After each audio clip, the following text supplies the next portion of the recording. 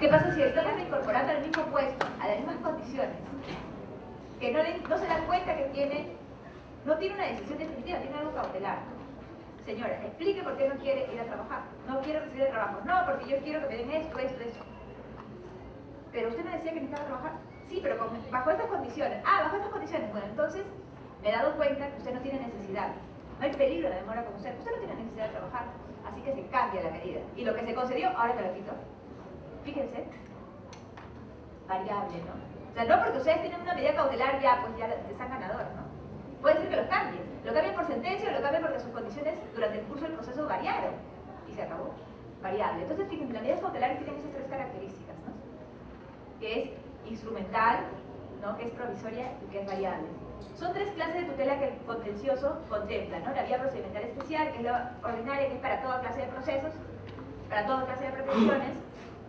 Para las pretensiones que requieren una tutela inmediata, urgente, pues hay la vía procedimental urgente. Y para podernos asegurar el cumplimiento de la sentencia tenemos las medidas cautelares, ¿no? La tutela cautelar.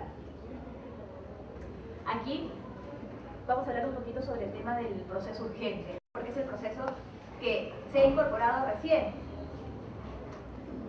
Este proceso urgente es un proceso corto.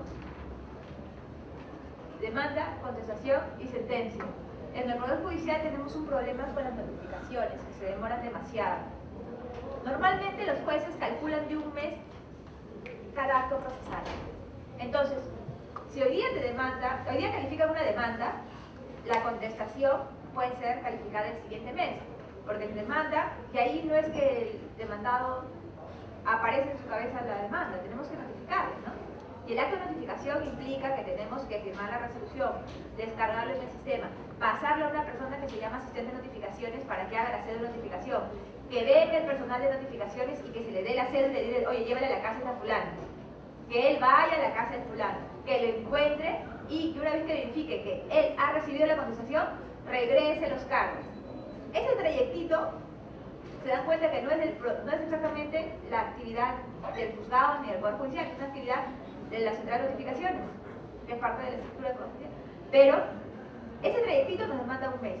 Entonces, de la demanda, calculen un mes al siguiente acto. La contestación, y después de la contestación, sencillamente la sentencia. Entonces, puede ser que en la contestación las personas formulen excepciones, tachas, muchas cosas que enredan, ¿no? Pero da igual. Entonces, con todo y eso, la ley ha dicho máximo, pues la ley, en teoría, la ley cree que va a poder conseguir sentencia en 8 días, ¿no? Y es imposible, pues, ¿no? Uno tendría que traer de los pelos a la otra parte de contesta ahorita, ¿no? Entonces, es imposible, ¿no? Es imposible.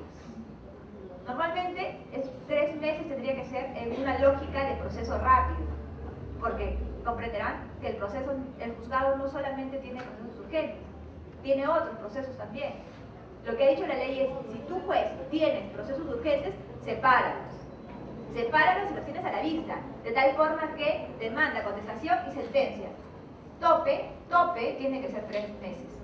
Ayer hablaba con una juez y me decía que sus procesos urgentes están sentenciando rapidito en 6 meses. Entonces, no sé, pues, ¿no? Pero igual 6 meses también es poco, ¿no? Los procesos urgentes solamente atienden 3 tipos de pretensiones, ¿no? El tema pensionario, el tema del cese material y las acciones de cumplimiento. Les contaba que las acciones de cumplimiento hay 2 clases, ¿no? La acción de cumplimiento constitucional y la acción de cumplimiento contencioso.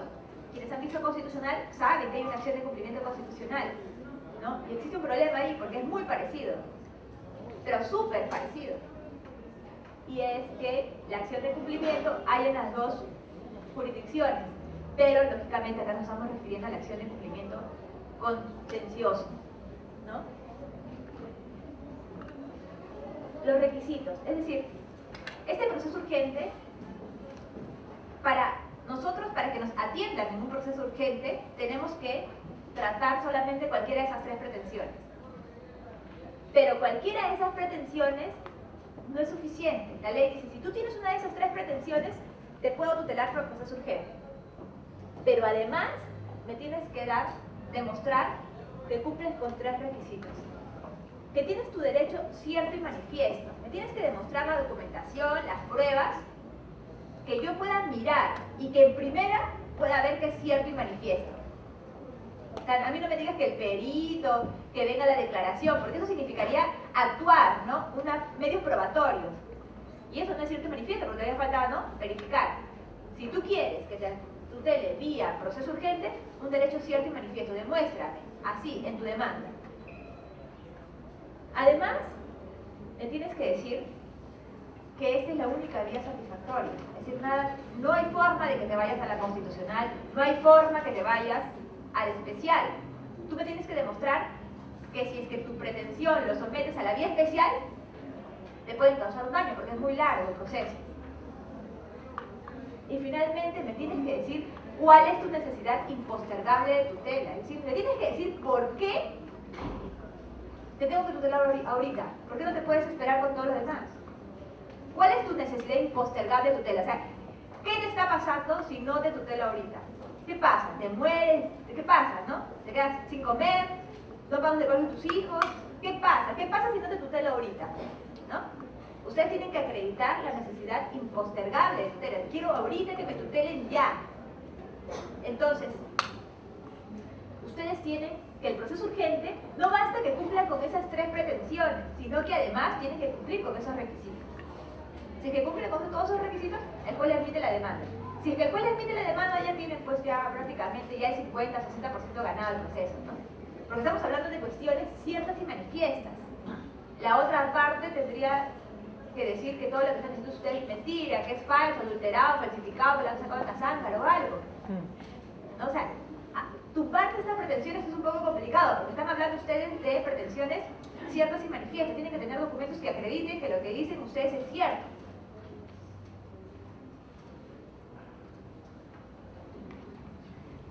Fuera del proceso urgente, en el proceso especial, tenemos en el proceso especial tenemos un detalle, ¿no? Que es la actividad probatoria. Como hemos visto, en el proceso urgente, allí uno en primera le demuestra todo al juez. En el proceso especial, no, pues no, ustedes pueden presentar todas las pruebas que quieran, declaración, testigo, perito, inspección judicial, ¿no? El juez mismo puede decir, a mí me falta entender esto, prueba de oficio, pido que el registro público me traiga la ficha registral completa, para verificar qué pasó acá, que me traiga la ficha de acá y de acá, ¿no? Pruebas de oficio. Nadie lo pidió, ¿eh? Nadie lo ofreció, pero el juez leyendo dice, no, acá no está claro esto, ¿no? Pide. En la actividad probatoria. La actividad probatoria, como se dan cuenta, solamente va a darse en el proceso especial. Porque en el proceso urgente, ustedes ni bien presentan, o sea, ustedes están demostrando su derecho manifiesto. En cambio, en el proceso especial, allí ya se ve más la actividad probatoria, porque ahí ustedes en el procedimiento especial, ustedes van a demostrar. Y tenemos tres cosas, ¿no?, que tocar acá, ¿no? El primero que es, ¿a quién corresponde la carga de la prueba? ¿Quién debe de probar? ¿No? A nosotros, bueno, particularmente en mi época, nos decía, pues no, el que alega el hecho tiene que demostrar. Pero, ¿qué pasa si es que mi prueba la tiene la otra parte, ¿no? Particularmente en la administración pública suele pasar, ¿no? Que como yo tengo un problema con la administración pública, mi prueba la tiene la otra parte, es decir, la entidad. Entonces, en la lógica del proceso civil, uno diría, no, ¿yo por qué voy a probar lo que le beneficia al otro? No, pues. En cambio, en el contencioso sí. En primer lugar, hay una prueba por excelencia, ¿no? Que es el expediente administrativo. Es decir, todas las cosas que nosotros hemos visto o hemos hecho en sede administrativa, en el procedimiento administrativo, se forma en un expediente. Este expediente se llama expediente administrativo. Este expediente administrativo viene a ser la prueba por excelencia, ¿no? Porque finalmente es allí donde el juez va a mirar qué cosa pasó en sede administrativa y a partir de allí probar. ¿A quién le corresponde entregar el expediente administrativo? El juez dice que se le pide a la entidad pública y la entidad pública, bajo percibimiento de que pueda ser requerida y sancionada eventualmente, tiene que mandar el expediente administrativo. Aparte, la Constitución obliga, ¿no?, de que todos los poderes públicos tienen que colaborar, ¿no?, con la Administración de Justicia y acatar las resoluciones judiciales. En ese caso, ¿a quién corresponde la carga de la prueba? En primer lugar, uno tiene que demostrar lo que dice. En primer lugar. En el caso del contencioso específicamente, tenemos que el expediente administrativo es la prueba por excelencia, porque se ve todo lo que se ha actuado. Pero ese expediente administrativo, la ley ya ha dicho ya, la entidad pública tiene que traer, la misma ley. Es decir, todo lo demás al expediente administrativo, la parte que demanda tiene que demostrarlo. Y la entidad pública, pues, ¿qué más va a demostrar? Si tiene todo lo que, supuestamente todas las cosas que ha decidido lo ha puesto en el expediente administrativo, a eso lo manda. Pero ¿qué pasa si hay cosas adicionales, como otro procedimiento, por ejemplo, ¿no? Que esté en poder de la entidad administrativa? Y no lo tiene lógicamente el demandante, ¿no? ¿Cómo hacemos para que la otra parte pruebe algo que me favorece, ¿no? Actualmente, a raíz de una resolución del Tribunal Constitucional, se habla mucho de la carga dinámica, de la prueba dinámica, ¿no? ¿Qué cosa es la prueba dinámica? Para empezar, la prueba estática, ¿no? Es que cada uno pruebe lo que le corresponde. Pero eso ha ido cambiando, ¿no? Con toda la protección que pretende el Estado para las personas que se van a un proceso judicial, ha ido cambiando lo que se llama la carga dinámica o la prueba dinámica, ¿no? Es decir, yo le voy a pedir al juez que la otra parte traiga tal cosa para que demuestre lo que yo estoy diciendo. Pero eso, ¿cómo puede ser? Puede ser por intermedio del juez. Es decir, nosotros le pedimos al juez que le pida a la otra parte que le requiera tal cosa. Entonces el juez valora y dice, efectivamente, tú tienes algo que podría convencerme de lo que está diciendo la otra parte. Y en una lógica de prueba dinámica, el juez no podría, la otra parte no podría decir, yo no te doy nada porque eso le va a convencer al otro. Porque se supone que el juez lo que quiere no es favorecer a una de las partes, lo que quiere es resolver el problema, ¿no? En teoría lo que quiere es hacer justicia con lo que ha pasado. Y para poder hacer justicia, tiene que tener todas las pruebas a la vista. ¿Y qué pasa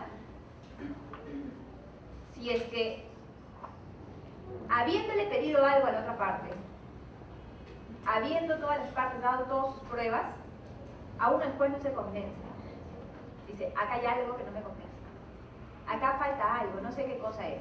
Revisa el expediente y advierte que una entidad pública, que no es parte del proceso, fíjense ustedes, o una persona que no tiene nada que ver con el proceso, eventualmente podría aportar una prueba para resolver el problema. El juez dice, muy bien, a mí me parece que el problema es entre una persona natural y el Ministerio de Agricultura. Sin embargo, yo no entiendo qué pasa acá. Tanto problema y el municipio de la zona nunca dijo nada, ¿no?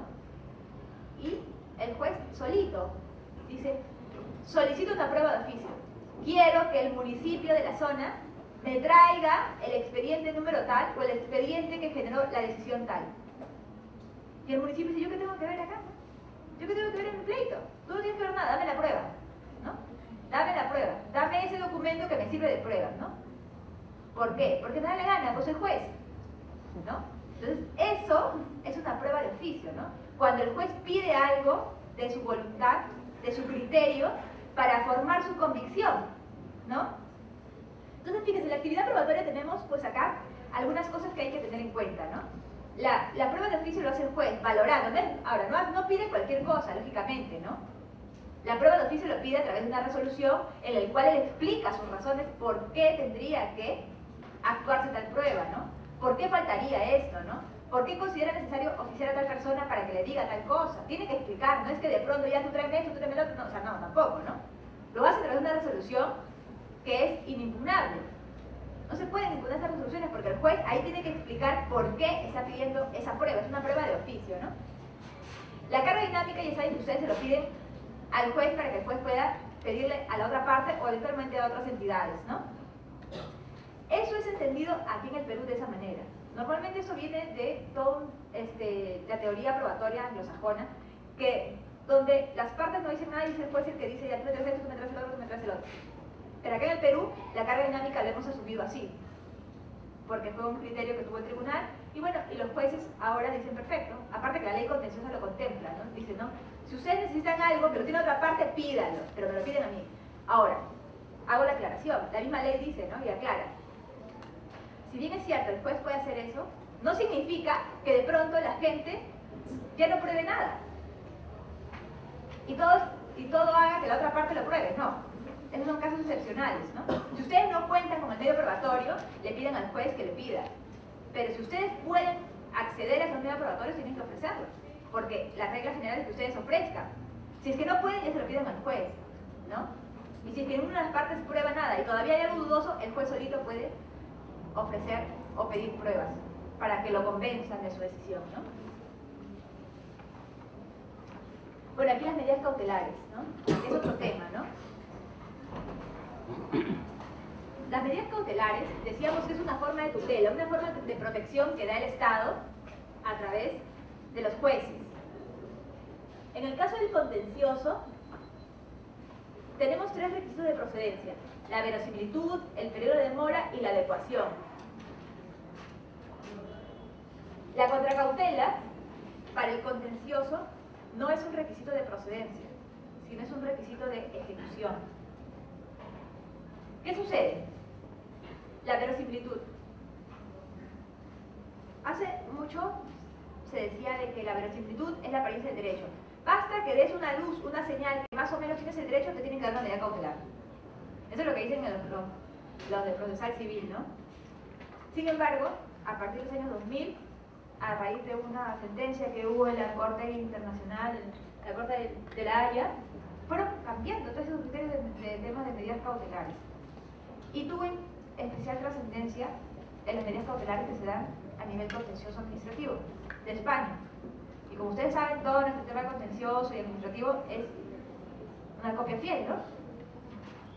Entonces, cuando hablamos de verosimilitud en el derecho, en el proceso contencioso administrativo, estamos hablando de una apariencia del derecho, sí, pero no es que más o menos parezca que tienes el derecho. Para que tú digas que tienes verosimilitud, además de eso, el juez tiene que ponderar. A ver, ¿qué pasa si te doy una medida cautelar? ¿Qué pasa si te tutelo ahorita? ¿A quién perjudico?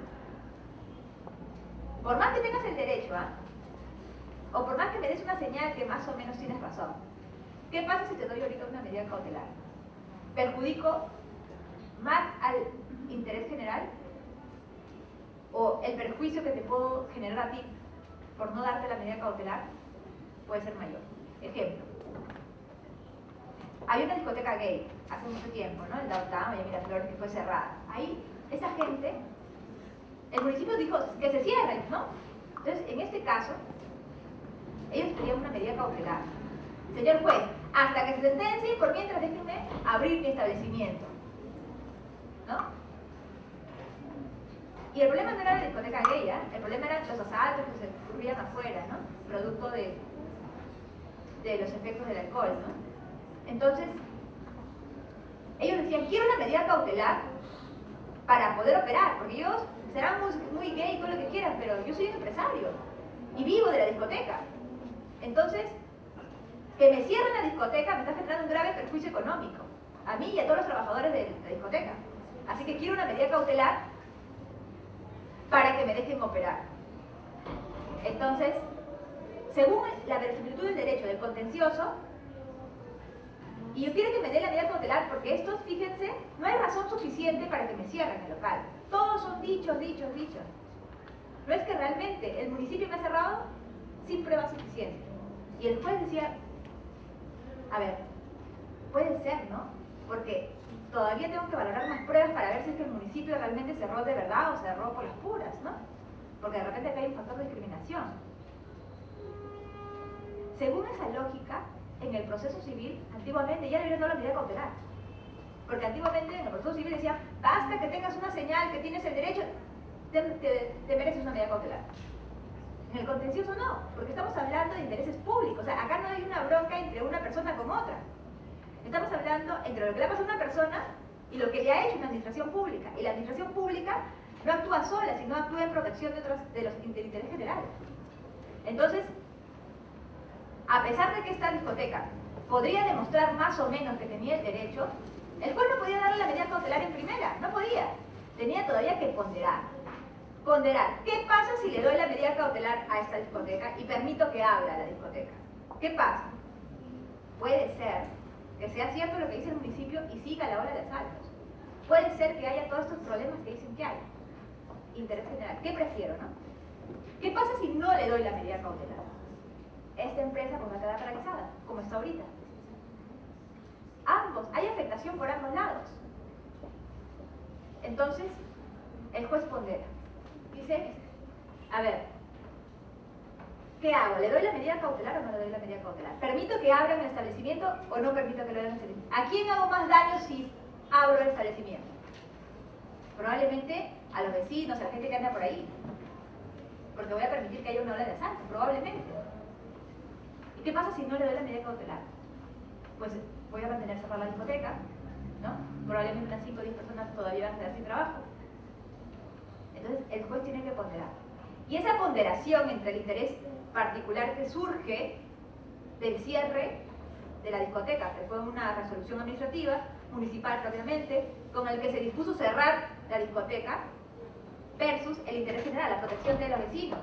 Entonces, en el contencioso administrativo, cuando hablamos de verosimilitud, nos referimos a eso, a que no solamente basta la apariencia del derecho, sino que además, ponderando los dos derechos o intereses que se están surgiendo en esta controversia, el juez considere que vale más darle la medida cautelar. Por ejemplo, en el caso del trabajador despedido, ¿qué pasa si una persona sale de pronto despedida, de un momento a otro, arbitrariamente, ¿no? El trabajador pide una medida cautelar. Señor, quiero una medida cautelar, porque ¿de qué voy a vivir? ¿No? Entonces el juez pondera, dice, a ver, ¿qué pasa si es que no le doy la medida cautelar? Esa persona se queda sin trabajo. Tenía 5 años permaneciendo trabajando con un sueldo más o menos, donde pagaba su agua, su luz, su casa, su hijo y todo lo demás. Y si es que no le doy la medida cautelar, pues hoy día, para el otro mes, pues no va a tener. Más si es que no tiene más sustento, no está evidenciado que solamente vivía de su sueldo. ¿Qué pasa si no le doy la medida cautelar? La entidad, ¿qué pasa? ¿Qué va a pasar si es que el trabajador se pone a trabajar nuevamente en la entidad pública? ¿Qué pasaría? No pasa nada, ¿no? Porque le acaba de votar. Entonces, ¿qué yo tengo que preferir ahí para dar la medida cautelar? Tengo que ponderar. ¿Realmente el trabajador necesita ir a trabajar otra vez? Sí. Pero, ¿a quién afecto más si lo regreso a trabajar? A nadie, pues, ¿no? No afecto a nadie. Al contrario, voy a proteger más a ese trabajador. Porque si eventualmente, al final, en la sentencia, me entero que ese trabajador era mentiroso, por lo menos no lo dejé en la calle, ¿no? O en tiempo, ¿no? Por lo menos. Pero si sale la sentencia en contra, pues se acaba la medida cautelar y se acabó, deja de trabajar, no pasa nada. Pero peor es si es que no le doy la medida cautelar, ¿no? Si no le doy la medida cautelar a ese trabajador, lo dejo sin trabajo por el tiempo que dura el proceso. ¿No? Entonces, cuando uno habla de medida cautelar en el contencioso, no basta demostrar la apariencia del buen derecho, ¿no?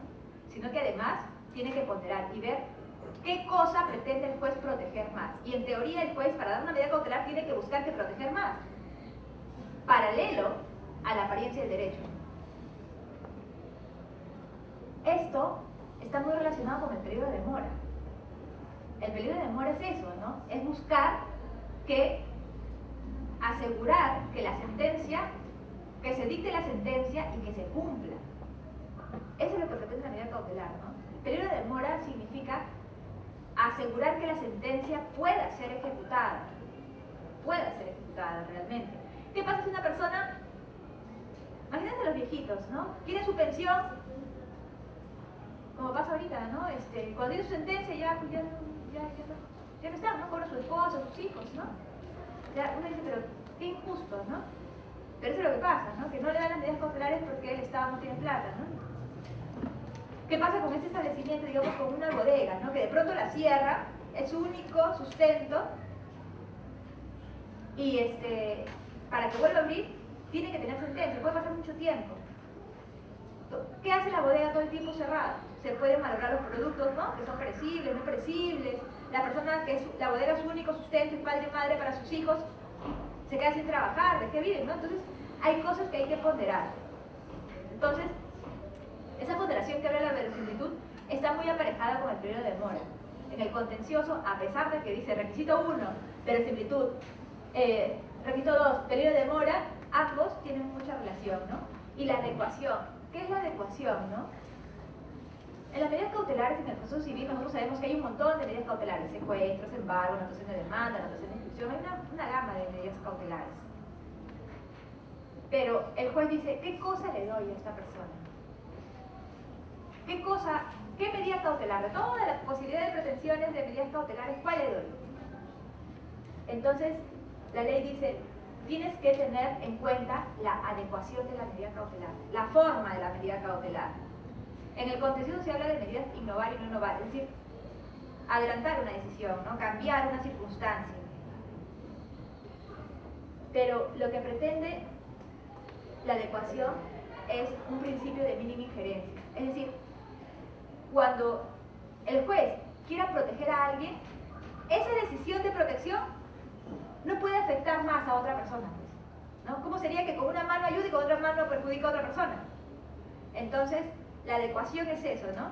Que haya un equilibrio, que el juez cuando quiera proteger utilice el principio de mínima injerencia, pero mínima injerencia perjudicial, ¿no?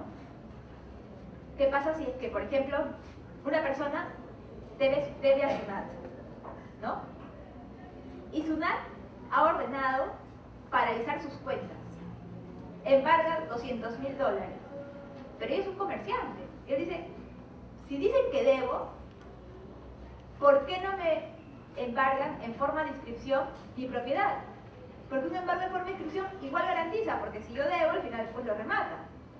Pero si me paralizan las cuentas, me embargan $200.000, no voy a poder tener esa plata para seguir dándole vuelta, ¿no? Para poder negociar no puedo. ¿Por qué me hacen tanto daño? Fíjense, una medida cautelar, si esta persona debe plata, no hay necesidad de embargarle todas las cuentas porque tiene otra propiedad. ¿Con cuál le hacemos más daño? No, le hacemos más daño paralizando las cuentas. Perfecto. Pero ¿por qué le queremos hacer daño? Si en teoría somos la justicia, ¿no? ¿Por qué? Si el inmueble lo anotamos en registros públicos, ese inmueble tiene un embargo, ya no lo puede vender, o vendiéndolo el que lo compra ya sabe que tiene un embargo y que finalmente si es que no paga con esa plata del remate, se paga la deuda. No, está garantizando la deuda, pero no está tan afectando. Peor se le afecta y se le hace más daño si es que se le paraliza todas sus cuentas, ¿no? Se le paraliza $200.000. La plata, ¿cómo trabaja él? Entonces, las medidas cautelares, cuando habla de adecuación, buscan que la medida que se otorgue, la protección que se otorgue, tenga una mínima injerencia de afectación, ¿no? Eso se refiere a la adecuación. Y finalmente, si ustedes, por ejemplo, tienen un problema que tenga naturaleza patrimonial, hay una sanción, no sé, algo de que tenga que ver con patrimonial, les dan impuesto que ustedes paguen, en el caso de SUNAT, ¿no? De hecho, paguen $100.000 de IGB que no has pagado. Si no pagas, te embargo tus cuentas. Entonces, la persona dice, señor juez, por favor, pido que suspenda esa orden de SUNAT que me embargue las cuentas. Que suspenda, ¿no?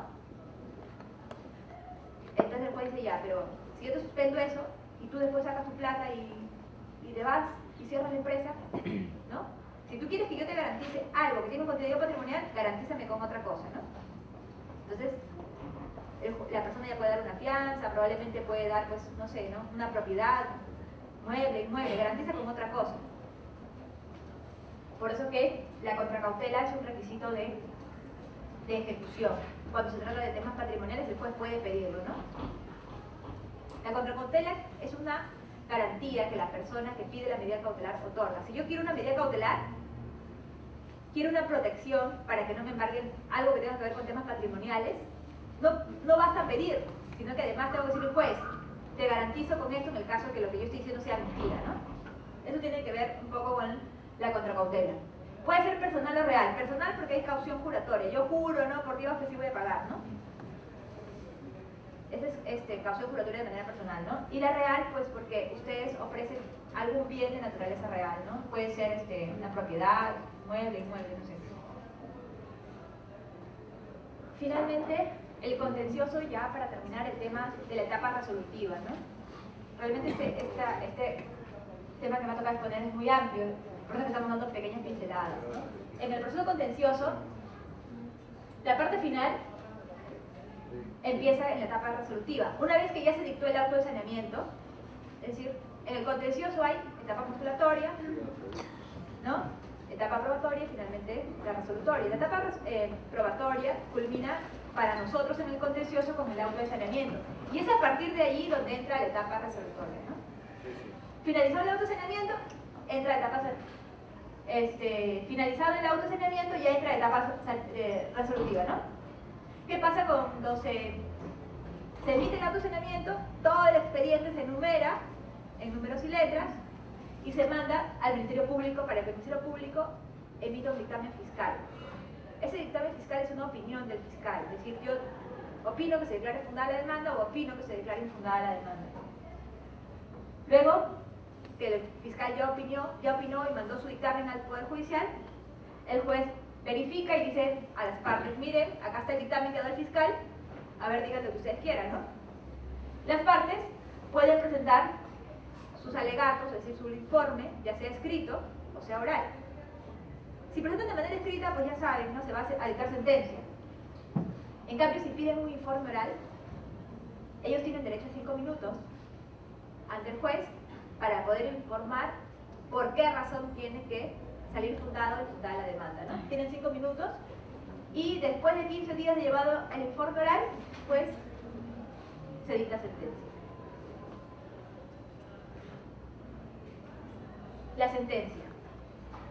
La sentencia tiene varias cosas, pero aquí he tocado 3 temas puntuales, ¿no? El tema de congruencia entre lo pedido y lo decidido. Si ustedes piden una cosa, al final la sentencia tiene que resolverse en función a lo que ustedes están pidiendo. Si ustedes piden 3 cosas, tiene que haberse decidido las 3 cosas, ¿no? Por eso que ustedes como abogados tienen que ver bien que la resolución pues tenga esa congruencia, esa relación.